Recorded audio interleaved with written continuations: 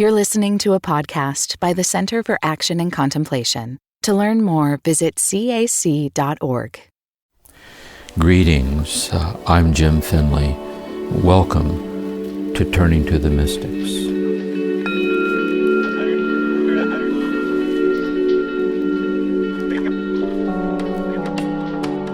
Welcome everyone to Season 4 of Turning to the Mystics. I'm so excited to be back with the team, Corey in the background, and Jim, welcome back, Season 4. Yeah, very nice, lovely. Yeah, so grateful. This episode is an introduction to the season, and we're going to have a little dialogue about the season ahead. And so my first question to you, Jim, is who is our next mystic and why did you choose them? Yes, the next mystic in our series is Guigo II. And Guigo II was a monk who lived in France in the 12th century. And the work of his that we'll be looking at is called a Ladder of Monks. Ladder for Monks. And it's a letter that he wrote as a monk, a prior of a monastic monastery, to a friend of his who was prior of a monastic monastery. So these are two monks kind of corresponding with each other. And Guigo II is not nearly as well known as the mystics we've looked at so far. So Thomas Merton, St. John of the Cross, Teresa of Avila. And he's also not as well known as the mystics we'll be looking at next. The anonymous author, The Cloud of Unknowing, Julian of Norwich, and Meister Eckhart. But I'm choosing him because, one, he's among the mystics that have been personally helpful to me. And also because in this very short work, it's really a letter, 17 pages, he gives very clear, insightful guidelines for the practice of Lectio Divina and for the practice of discursive meditation and for the practice of prayer and for contemplation. And so what we'll be doing in the first session, I'll be speaking next time alone when I start this work, is I'll be kind of experientially, and he sees each of these ways to pray, Lectio Divina, he sees them as rungs of a ladder to heaven. So it's a ladder that reaches from earth to heaven. It has 4 rungs. And each rung is a grace state of consciousness. So Lectio Divina is a grace state of consciousness that we can actively choose to cultivate that puts us into intimate awareness of God's presence in our life. And then how that evolves into discursive meditation, in her dialogue with God, which evolves into prayer, which is desire to God, help me with this. And then those 3 rungs are in effect similar to Teresa of Avila, or the first 3 mansions of the interior castle. That it's really building the foundations of psychological spiritual maturity and discipleship. And how we can, so what I'm going to do is I'm going to walk through his insights and I'm going to practice it out loud, each one the way I practice it. So hopefully it'll help those listening. It might help them in their own practice, in the actual practice. And then the next session we'll dialogue about it. You and I will dialogue to their questions. And then the second talk is all going to be on contemplation, which is mystical contemplation. So this is similar, it corresponds to where Teresa is in the beginning of the 4th mansion. You realize your heart's being enlarged to divine proportions. Or for John of the Cross, a passage through a dark night. See, or for Merton, this infused contemplation into the summit of the soul. And this is very critical for these mystics on how to discern that this is happening to you. And we'll see his insights, how to discern it's happening and how to respond so we can cooperate with it. This. And we'll have a dialogue about that with the students. And then lastly, we'll look at his insights for the path, like day by day life until death.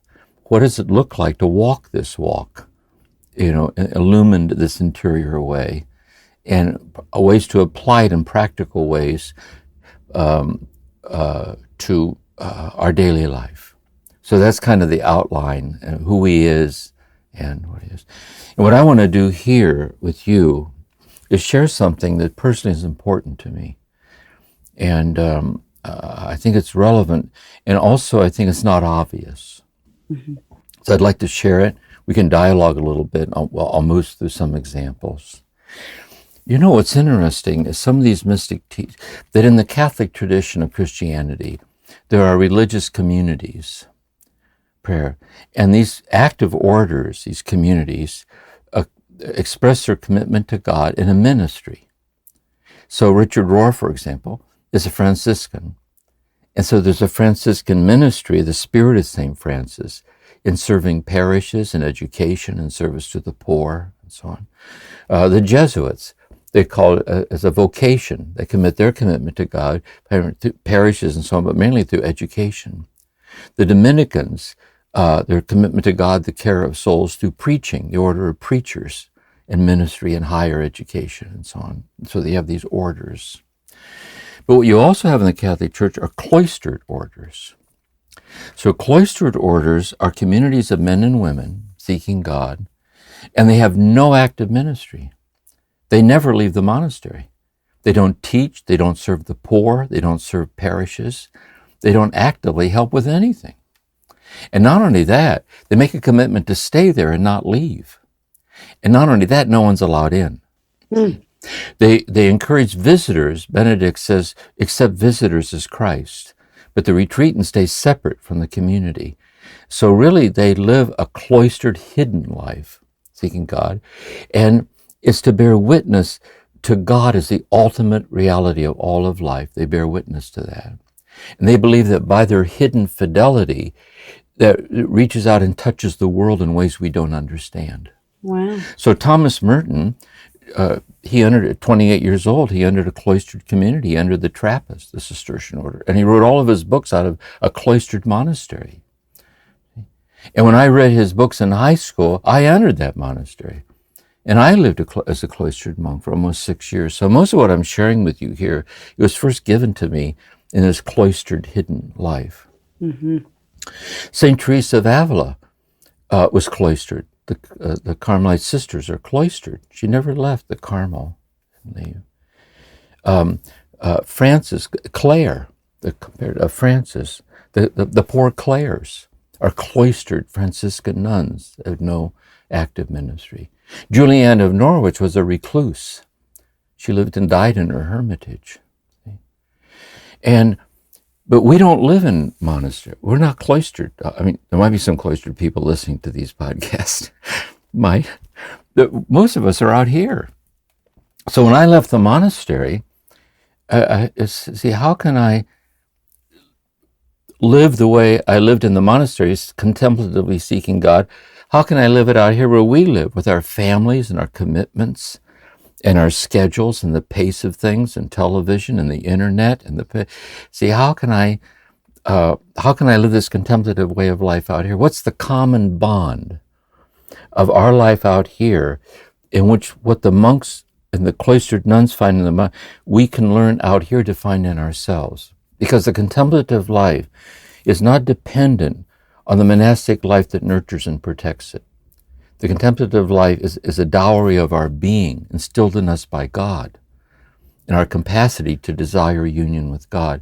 And I'd like to talk about this here a little bit with you. Mm-hmm. On an insight. It's not trying to reach some lofty goal that's far off, but how to be intimately surprised by what's unexplainably already present. Mm-hmm. But we keep missing it because we walk right past it. Mm-hmm. See, we're trying to calibrate our heart to slow down enough to kind of see the flow of divinity like that. And I think this is potentially helpful in understanding this. Oh, that sounds amazing. And I do wonder if, as a starting point, it would be helpful to have a better sense of Guigo's life and this idea of cloistered monasticism. And you said he was a Carthusian? Yes. Yes, let's clarify first the Carthusian order, and then these other cloisters, and then his daily life. And I'll share about my daily life in the monastery, because I know about their life, but I didn't live it. It's very similar. Is among these cloistered orders, and then there's the Cistercians, Trappists that Merton was, that I was in. And they're a Cenobitic order, meaning they live in community, in silence. And then there's also the Camaldoli monks, and they're hermits who live in community. So they gather each day for Eucharist and to chant some of the psalms. But otherwise, each monk lives in his own little hermitage with a walled-in garden. They spend almost all their whole life alone in silence. Wow! And the Carthusians, founded by Saint Bruno, were hermits. So Guigo was a Carthusian hermit. And he's writing a letter to another Carthusian hermit who was his friend, who was prior of another community of hermits. And what's interesting about the Carthusians is when St. John of the Cross was getting ordained, he was planning to leave the Carmels and become a Carthusian. And Teresa of Avila met him and asked him not to do it. Would he help her reform the Carmel to more contemplative? And he stayed. And Thomas Merton tried to leave the Trappists to become a Carthusian. And the abbot wrote to Rome and stopped it. Wow. Said it would be a scandal and different. I think really didn't want to lose the royalties from Merton's books. I don't know. And so Merton had a deep attraction for the Carthusians. And what was drawing both of those, John of the Cross and Merton, to that? What I think it was is this: I was talking once with Thomas Merton in Spiritual Direction. And we were having this talk about how our hidden life there, like it reaches out and touches the world, like a contemplative ministry to the world. Just as Christ's death on the cross to this day ministers to the whole world, this graced interconnectedness. And he said, but that's not the deepest thing about our life here, cloistered. He said, the deepest thing is this is a place where someone can give themselves completely to God. On his ordination card with Elijah, he says he walked with God and was seen no more because God took him. That he felt very called to be taken by God hiddenly, like that. And the Carthusians are a very radical expression of that thing. And he was drawn to that, and John of the Cross was drawn to it. So what we're looking at is how can we be radically drawn to a boundaryless hiddenness in the midst of our daily life. That there's something hidden. And revealed to us in a hidden way. That's the very touchstone of this path that we're exploring. But that's why they were drawn to it, I think. So it's the difference between the cloistered monastery with no ministry and then the hermit, the Carthusian like hermitage. Is it that you just live alone versus live in community? Yeah. Yes.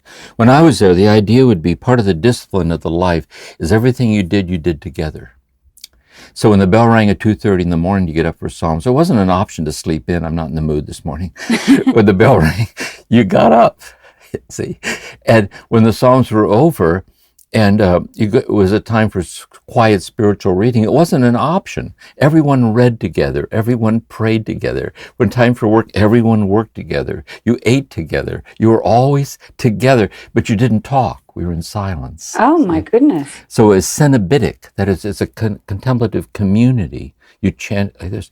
So the Camaldoles and the Carthusians, and by the way, the Carmelites are Cenobitic.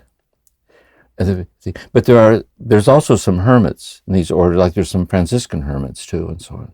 The Carthusian Camaldoles, it's a combination. They gather for Eucharist, but then they see significant long portions of their day all alone.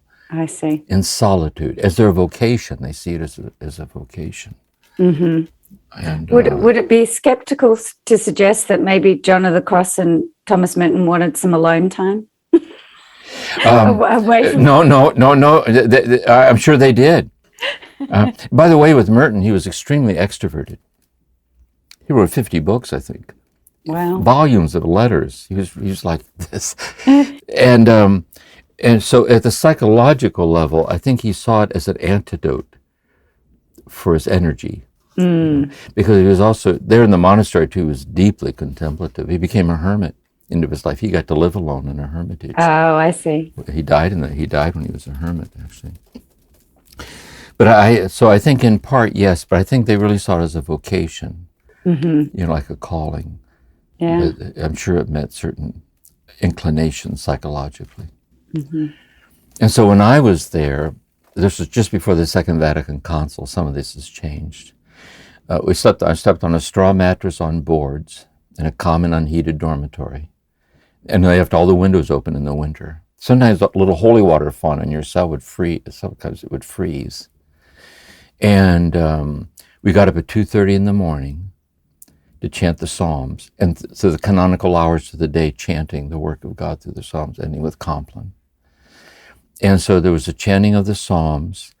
There was daily manual labor, ora et labora, prayer and work. There was times for quiet spiritual reading and prayer. You could walk in the woods, you could walk in the cemetery, or you could sit in the church. And it was a vegetarian diet, everything's in silence. One of the monks would read from a spiritual book where everybody read. When I was there, we didn't talk to each other. We used sign language, didn't talk. And you weren't supposed to make useless sign language. It was considered dissipating. You could get proclaimed in chapter of faults. You had to prostrate on the floor, and they had all these. It was very medieval. It was very, and I loved it. I just loved it. I thought it was like God's Marine Corps. Like, you know what I mean? Like, I'm in for it. It was disciplined. It was profound to me. It really changed my life. It was a good match for me. And so I practiced these disciplines. You know what I mean? And Merton introduced me to the mystics, and I would sit in the church and try to just kind of give myself over to what the mystics were trying to help me with. And so, but out here in the world, when I got married, had 2 children, and started teaching, and I was out here in the world, so I thought, well, how do I find my bearings? Yeah. Contemplatively, and continue to go deeper in this, in the world. And that's really what we're talking about, because this applies to most of the people listening to these talks. Yeah. Yeah. So, Jim, just hearing more details about the monastic life, it's a very simplistic life. Like there's not a lot of complexity, even though it was busy. It was repetitive, and the things were quite simple. Is that sound right? Yes. And by the way, later some of these talks I might talk about Buddha, like contemplative Buddhism, contemplative Hinduism. This is very, very much deep affinity to Buddhist monasteries. Or in India, where there's an awakened yogi there, and the Sufis, Kabbalah, what they all have in common is this in these monasteries. It deliberately tries to remove complexities and distractions away to just one thing. See, to seek and find and give yourself to God in the simplicity of life itself. It's a life. It sounds different when you listen to it, but when you're living it, it becomes your life. Yeah. And you walk your walk, and in the silence, there's no escape from yourself. You're just there alone with God in silence. And it's a calling. You know what I mean? But it is that. It just strips it away, and kind of opening oneself up to, St. Benedict called it the deifying light, like the light of God that turns us into God. See? Did you feel God's presence in that silence when you were there? I do. I'm very much so. Yes. Yeah. Yeah. And so that's what I'm looking at here is how do I feel it out here? Yeah. When we're not stripped back to those yes. simple, there's a lot of complexity and Shunryu Suzuki says, somebody said, it would be so much easier if we were asked to live a simple life in a simple world. But we're asked to live a simple life in a complicated world. Monks live a simple life in a simple life, but it's interiorly challenging because it's life. You know what I mean? Yeah. Because you can't go in there and twiddle your thumbs and fool around. You feel like, why am I here? See, why did I even come here if I'm not going to commit to it? But out here, it's so much easier to get lost in the complexities, the chores, the projects, the outcome. And so how do I keep my contemplative anchor? Yeah. See, that's what we're really talking about here. And especially what I want to get at is the metaphor of the hidden. Yes. And I think that's what's always there for us, is the intimacy of the hidden. And that's what I want to give some examples of. Okay. Before we shift to the that important teaching, can you just, what is the prior, the head of the monastery? Yeah, the prior, in Cistercian order, the head of the monastery is called the abbot. Mm-hmm. In the Carthusian tradition, it's the prior. Okay. So he's elected by the community. And he's elected because he, ideally at least, he's supposed to exemplify the ideals of the order, like a deep contemplative. But he also, they see in him a certain basic intelligence, a certain kind of administrative ability, a certain kind, they see he has a sense of contemplative leadership. Yes. And they vote, and so he's elected as superior. Likewise, in the Carmelite order, the nuns is the prioress. So Teresa of Avila is a prioress. And then he wrote this letter to another prior, so someone. Gervais. He obviously respected him. And what did you think was the purpose of the letter? To get some feedback, just to share his insights? Yeah. First of all, it's a good time to share the people. They get this volume. To recommend maybe just skipping the long introduction, is 70 pages long. You can read it if you want to, but it's academic. It's all important theological, historical things, like how do we know who wrote it, the authenticity of the manuscript, how was it distributed, through the ages, and if you're interested in that, you can go back and read it. You can see how scholars in contemplative traditions, it would be important for them to look at the historicity of the text and so on. But 70-some pages worth is a lot of introduction, and just start. It's a good question because clearly, so here he is, a hermit, a well-seasoned contemplative, and he's writing this letter to his friend who's a well-seasoned contemplative.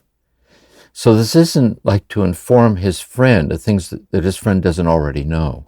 But it's almost like two people deeply committed to this union with God, sharing with each other their insights into this deepening union with God. And one of the things that makes Guigo challenging is, unlike all the mystics are challenging, but what they do is, Teresa and these other people, they'll say a unitive statement, like a unitive insight, and then they flesh it out. They give examples, they broaden it out with metaphors. And Guigo doesn't flesh it out.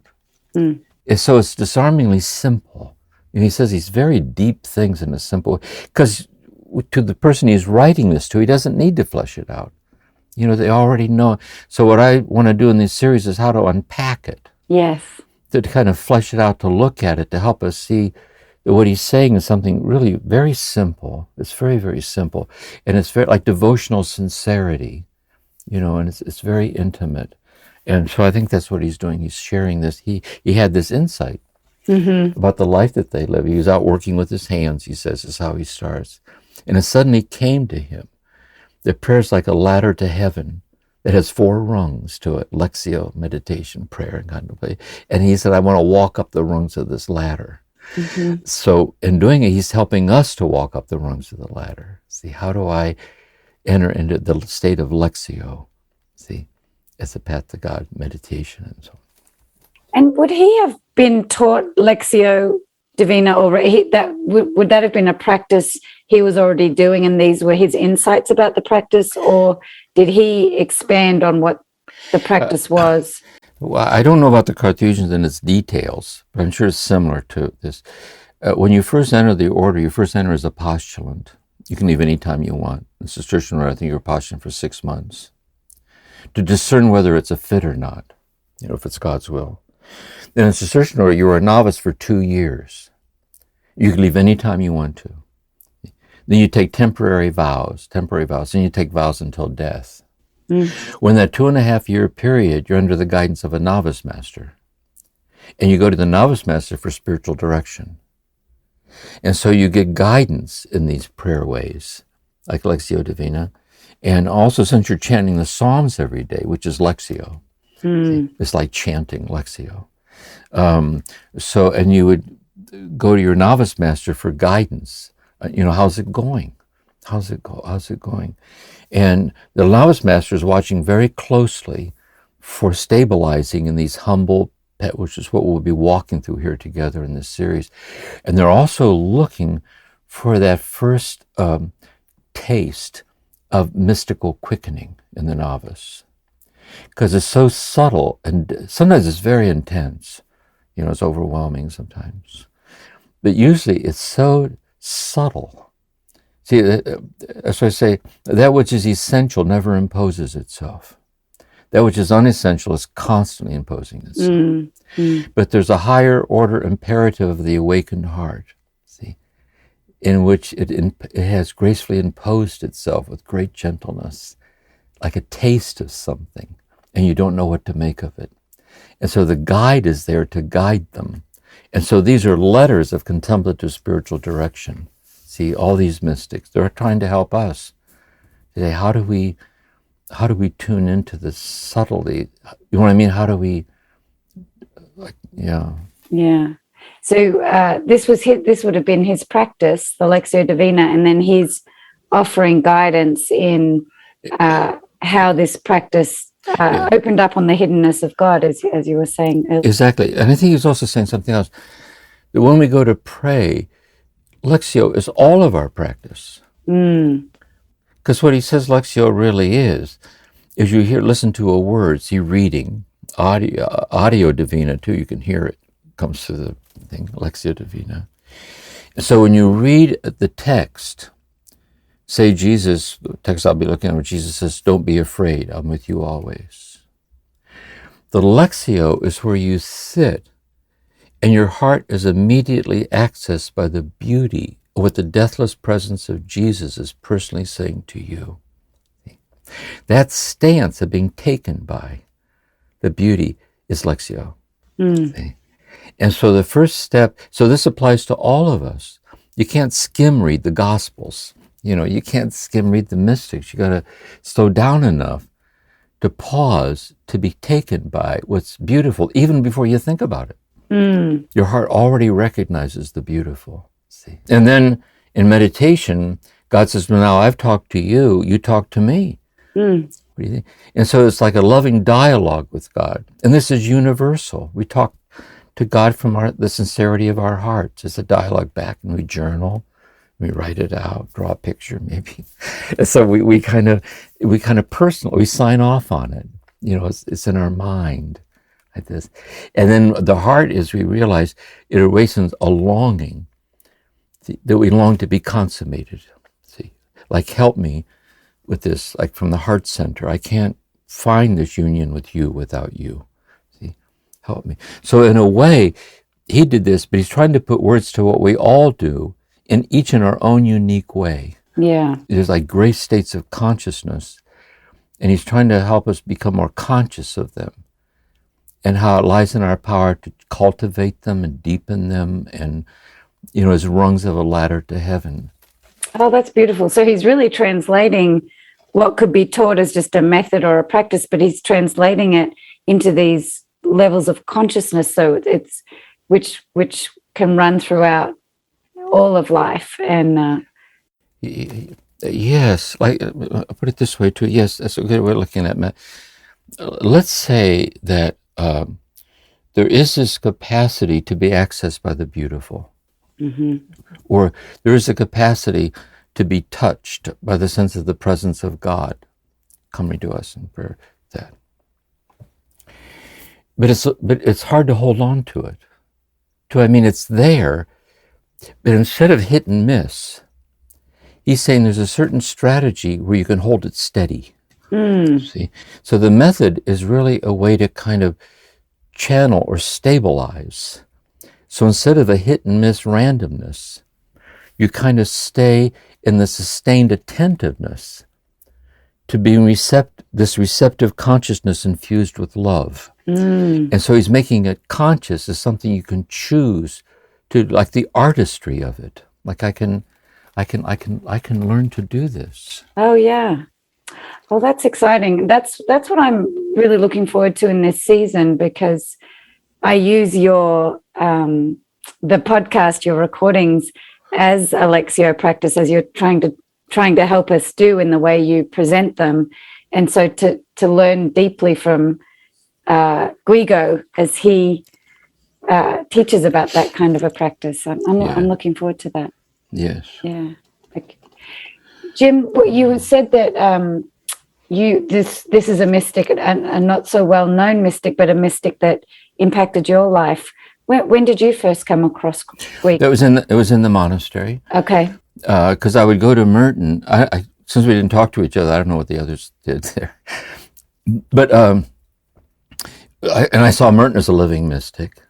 I saw him as a lineage holder in these traditions, and so I was real honored to be with him, and I would go to him and say, I want to read, John of the Cross, I want to read, and so I would go off and I would come back and I had my copy with me, and so I would move through these mystics, and he kind of like helped me get on the same place with, he helped me find my way. And so he was one of the people that I first read in the monastery, and I appreciated what he was doing.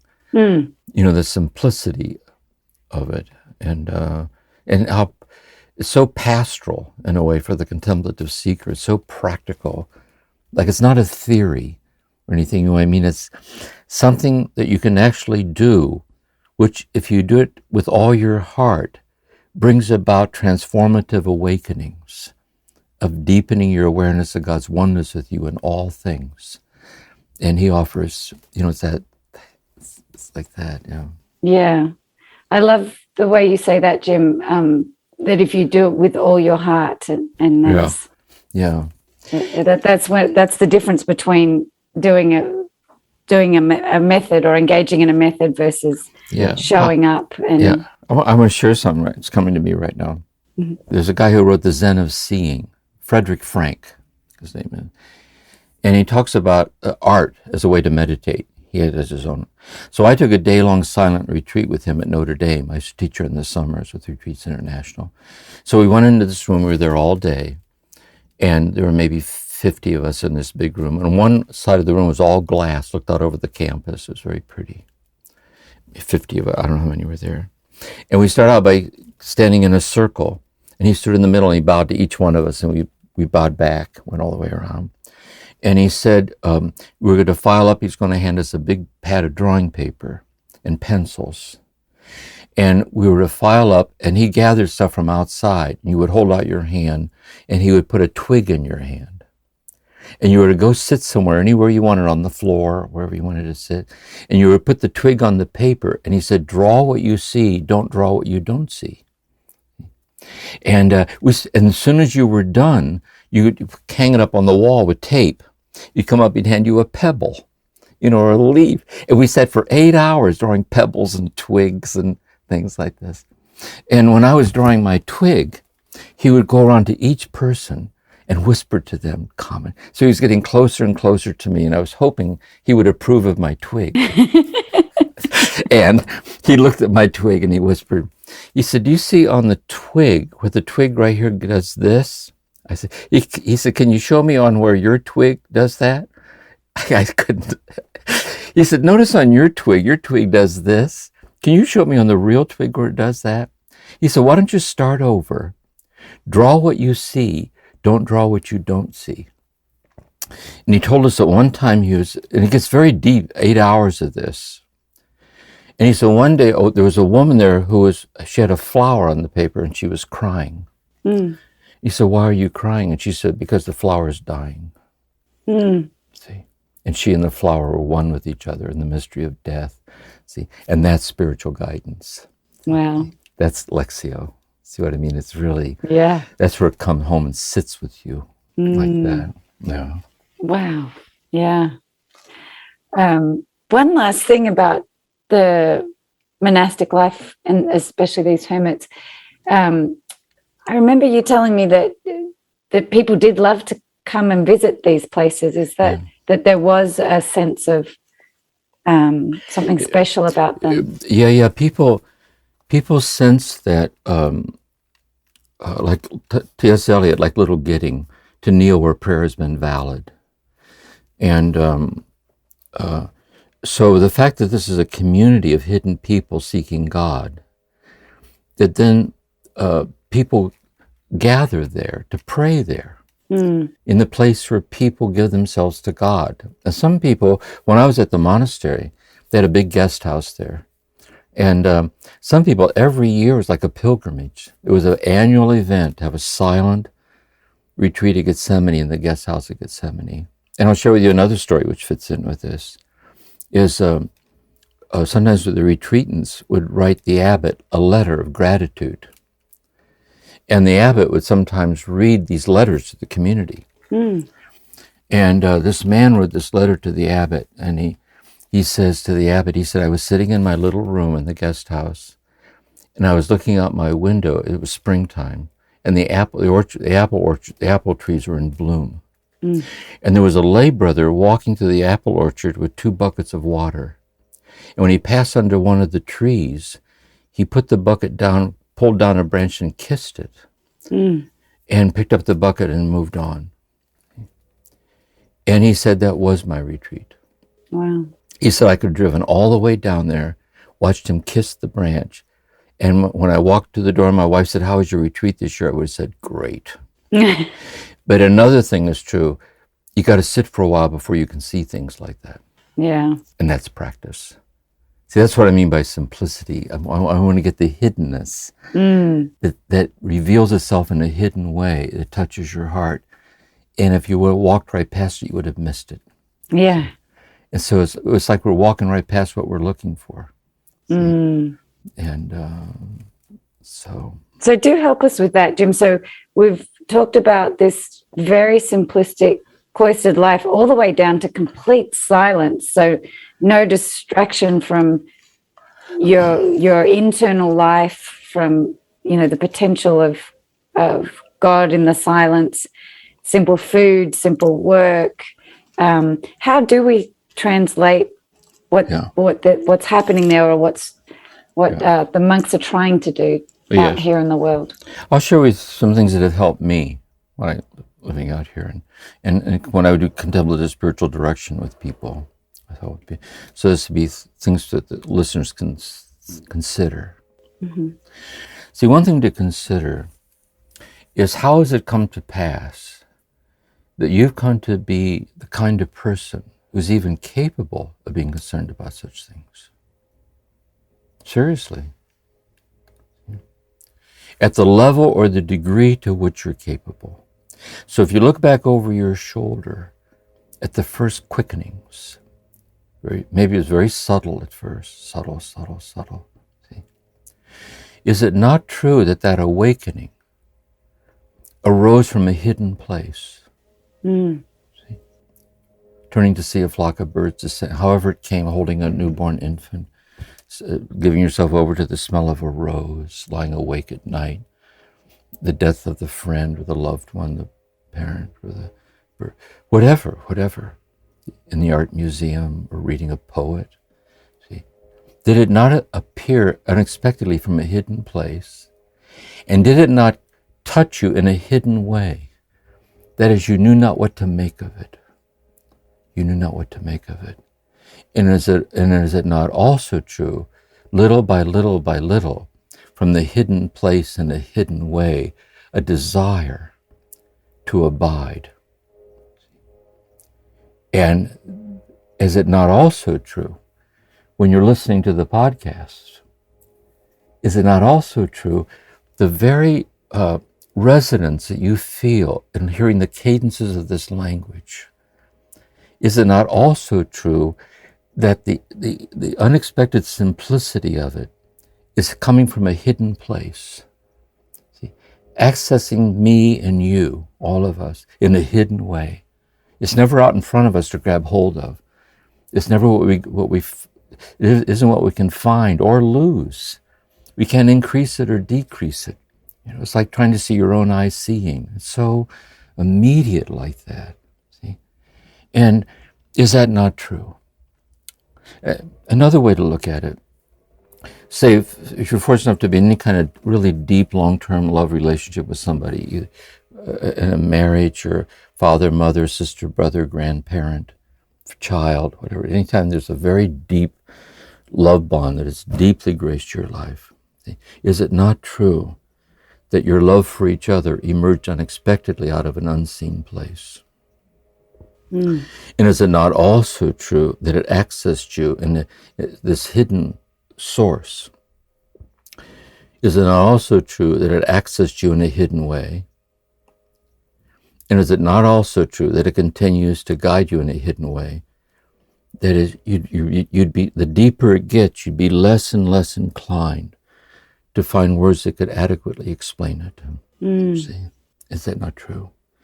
Is it not also true that any poet, Mary Oliver, whoever you read, when you realize, I love these interviews with poets where they talk about it.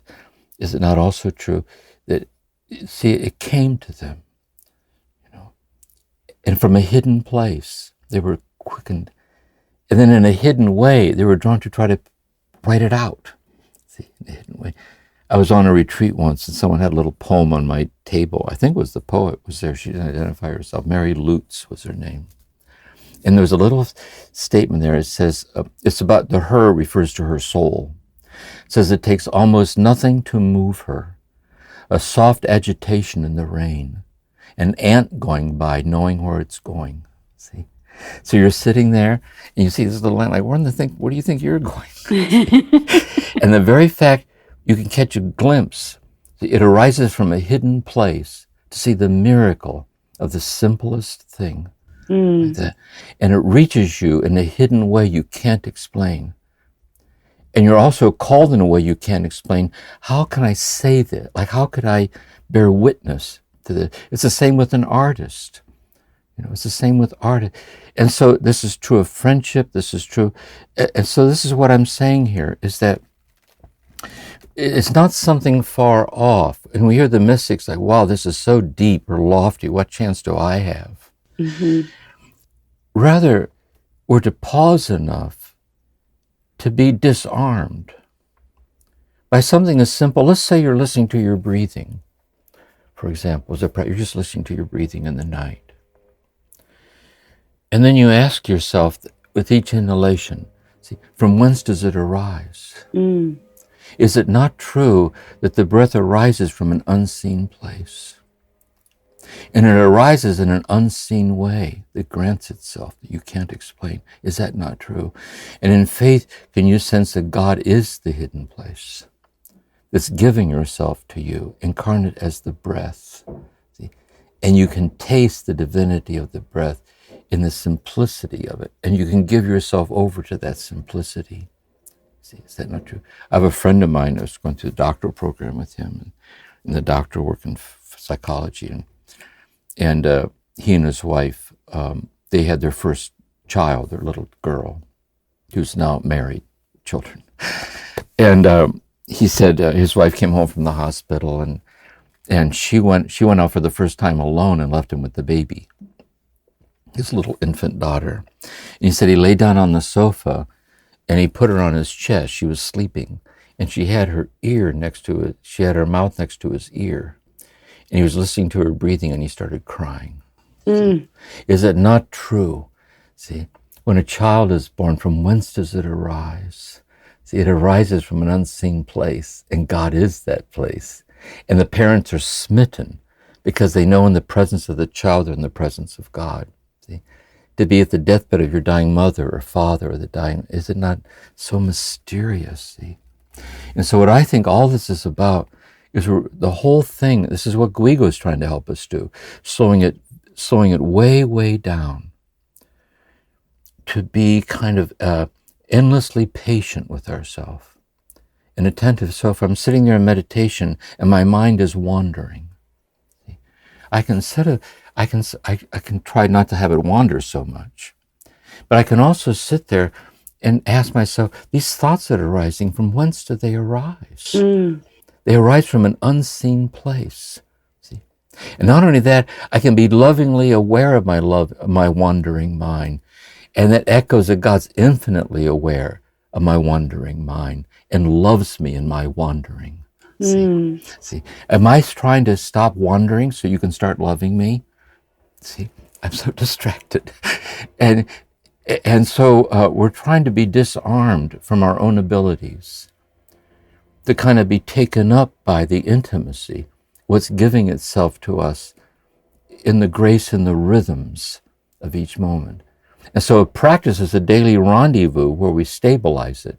But as we go through the day, we can learn to habituate it, like an underlying pattern.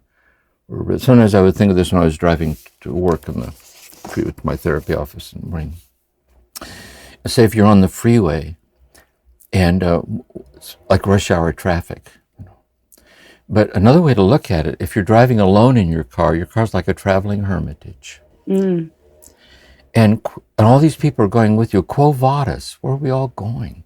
See, we took on an entrance ramp like when we were born. We go off the exit ramp and we're going to die.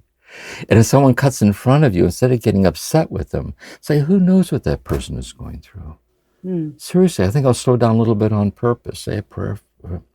And so we can take every single thing, walking down a hallway, drinking a glass of water. We're trying to move with the rhythms of the presence of God arising out of an unseen place, giving itself in a hidden, unseen way, born and awakened in our heart, see, to share with people. And I think that's it's one way of putting words to what this is about. Wow.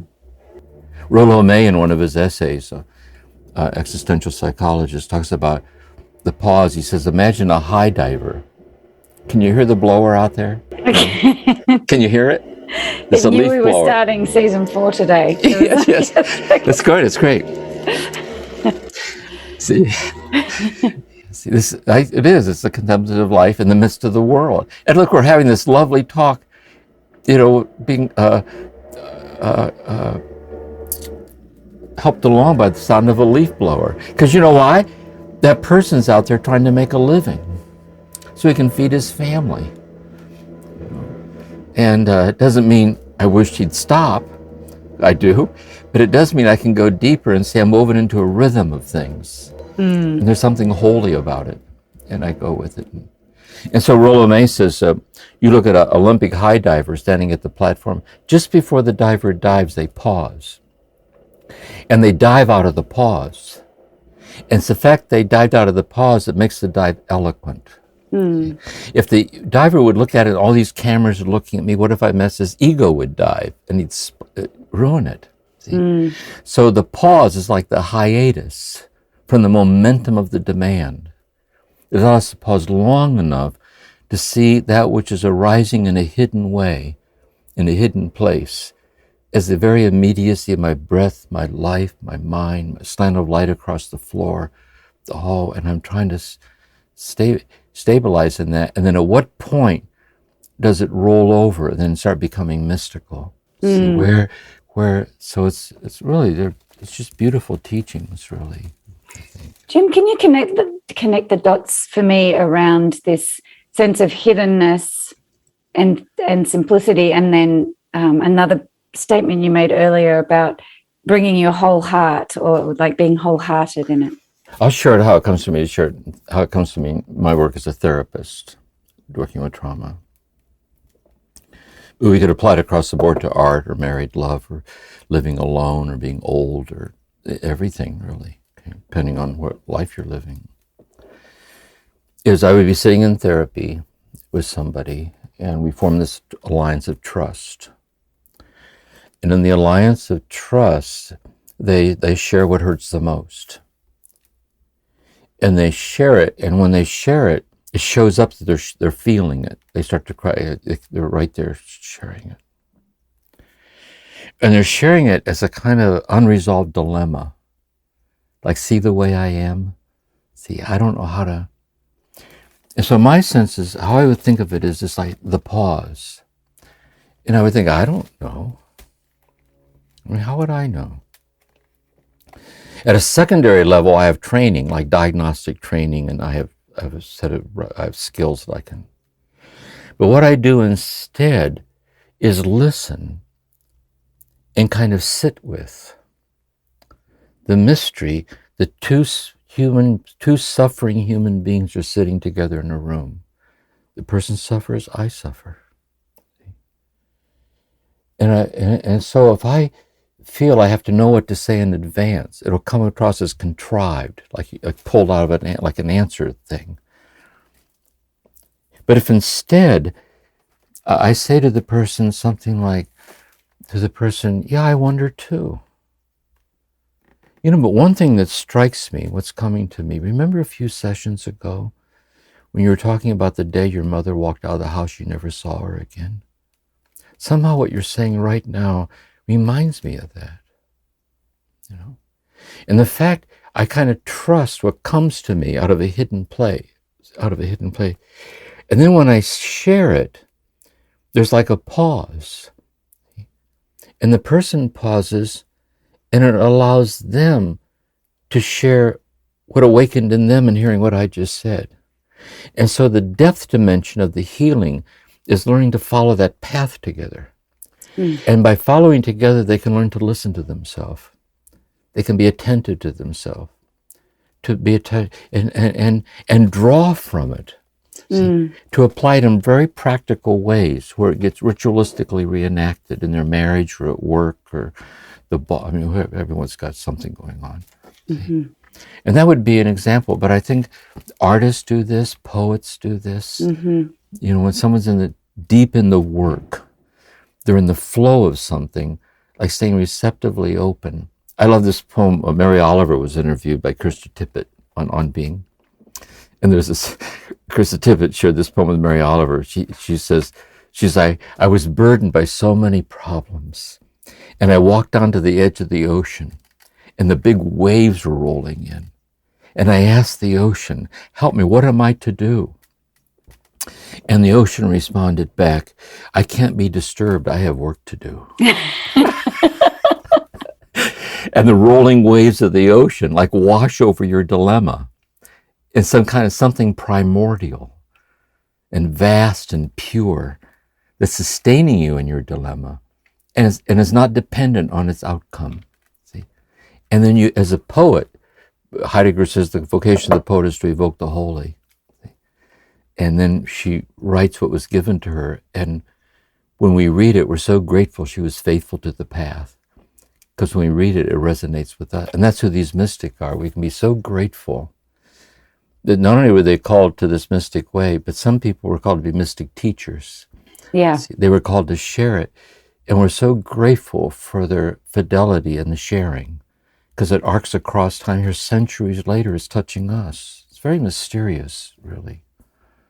Seriously. When you're describing those responses to when I asked about coming with your whole heart, there's a certain kind of attentiveness, but also what I would call vulnerability, because I need to be open to not knowing or not having the answer, or to what arises, not controlling it, not manipulating it. Yes, exactly. Let me put it another way, and this would be contemplation. Let's say there's a dilemma, and it's a real dilemma, and it's something unresolved. You don't know how it's going to turn out.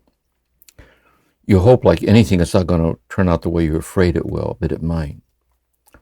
You hope it'll turn out the way you want, and it might, but you don't know. And your fear is understandable of what might happen. You can do your best to protect yourself from that and see that it goes the other way. You can do your best. But what we're talking about is regardless of how it turns out. This is why God is a presence that protects us from nothing, even as God unexplainably sustains us in all things. So that even if it goes the way that we hope that it won't, God will be unexplainably sustaining us in our darkest hour. And if we don't panic, maybe we will panic, cry. As it stabilizes, as we look back on it, we realize something was given to us in the darkness about a trust, about mercy, or about, I think it's true of a lot of the deep things in our heart. They came out of us in moments we were so lost. Yeah. As we found our way back into the light, we came out having learned things. See, and we learned it in a hidden way. when we were so hidden we couldn't even find ourselves. You know what I mean? We were so lost, and we stumbled out of it, and we walked away different if we let it. Yeah. I think. Back to your therapy example and relating this to what Guigo's offering us, there was that layer you had in there of skills. And I know Guigo's kind of offering a method, some skills in combination of with this attentive, vulnerable kind of way of being awakened. What is the value of the practice versus the... Yeah, exactly. Yes. That's very good. That's very good. See, my sense of, say if you would come to see me for therapy, I wouldn't say anything to you. I'd listen to you to get a sense of where you're at. And I would be looking at levels of functioning, tolerance for dysphoric affect, survival history. And so what I would do, I would meet you where you're at in your own understanding of it. So you could see you weren't alone there. Yeah. And we would join forces together and talk and see where it went. And likewise, if you could have Guigo as a spiritual director, or Teresa, any of these people, I'm convinced first they would listen to you first. And then they would meet you where you were at. See? And try to stabilize where you are. Because what if you spent your whole life in Lectio, never even got to the second step? But a whole life of Lectio sincerely lived is the holiness of God. See? Because the agenda here is not to reach certain states of consciousness. It's holiness, which is really love, which is really surrendering to how God's present and calling us in our life. And so we're always, instead of trying to move on, and that's why whenever we get confused, Guigo says, we're probably confused because we tried to skip the first rung of the ladder. And when we lose our way, we know how to find our way back. Lectio, see, you turn back around and God's completely right there in the simplicity. So I think, so there's a certain set of like spiritual direction. There's a certain way of assessing, where the person is, joining them there so they can see God's one with them right where they're at, to appreciate it, surrender to it, walk with it, suggest, see where it goes. I think the whole path is like that in a way. Yeah. Wonderful. Well, I'm looking forward to being met by Guigo and then confused for the rest. Exactly. Where I'm not met. Exactly. And what's scary is it starts to get clear. You go, oh my God. You go, oh my God. Oh no. The only reason why this kind of talk makes any sense to you at all is that you're odd too. But birds of a feather flock together. You know what I mean? We recognize each other. And there's a kind of inner clarity, intimately understood. Yeah. So great. And we're so grateful for everyone listening who can be odd with us. Yeah, exactly. Yeah. Walking the walk. Exactly. Yeah. Before we close, and I could just talk on forever. This is so wonderful to be back with you again, Jim, and I'm sure everyone listening feels the same. But before we end, I do just want to talk a little bit about the book. You touched on it earlier, but I'm sure Corey will put in the notes, the translation you're using. But the book, it's a funny book because it, like you say, it has this huge introduction, which has a lot of, it's really just giving credibility and trying to identify who wrote it's historical theology. Yeah. And then the letter's only 17 pages, and that's what you're going to be going over. Yes. And then there's another section with 12 meditations. Which is another great book, but we're not going to talk about, you know what I mean? It's just meant to be a walk, like a slow, quiet, prayerful walk through these mystics. And so we'll get a good taste of Guigo. So we're not going to look, so there's the ladder. So it's a prologue, chapters on each rung of the ladder. The emphasis is on the contemplation and then how to live it. And so I'll be quoting a passage and then kind of reflecting upon the passage, trying to apply it in practical ways so that people can apply it maybe to their own prayer. And that's it, really. Yeah. Wonderful. Well, a great start to season 4. Yeah. Looking forward to it. Yeah. Thank you, Jim. You're welcome. Thank you for listening to this episode of Turning to the Mystics, a podcast created by the Center for Action and Contemplation. We're planning to do episodes that answer your questions. So if you have a question, please email us at podcasts@cac.org or send us a voicemail at cac.org/voicemails. All of this information can be found in the show notes. We'll see you again soon.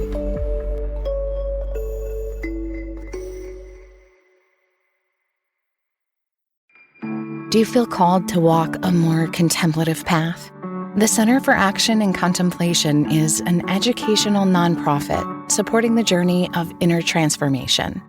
Our programs and resources will help grow your consciousness, deepen your prayer practice, and strengthen your compassionate engagement with the world. Learn more about our resources, such as publications, podcasts, email series, and events at www.cac.org.